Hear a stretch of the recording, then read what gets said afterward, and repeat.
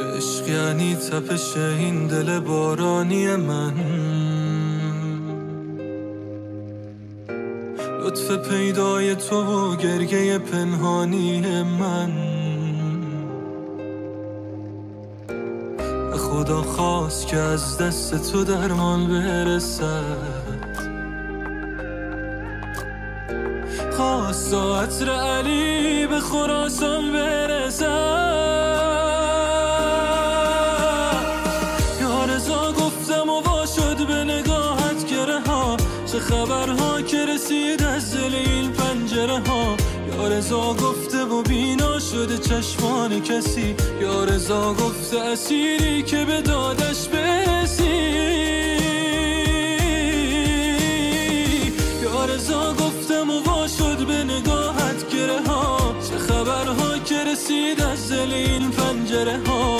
یا رضا گفتم و بینا شده چشمان کسی، یا رضا گفته اسیری که به دادش برسی.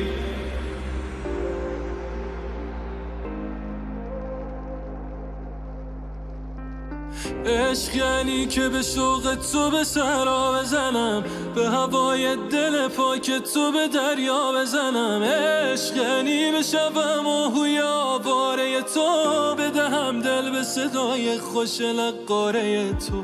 عشق یعنی به هوایت گذر از دامن و دشت، عشق در شوق سلامی سر ساعت عشق در قلب قطاریست که از قم برسد، در نمازیست که تا رکعت هشتم برسد.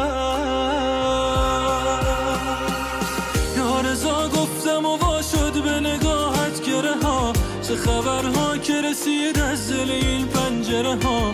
یا رضا گفته و بینا شده چشمان کسی، یا رضا گفته اسیری که به دادش برسی.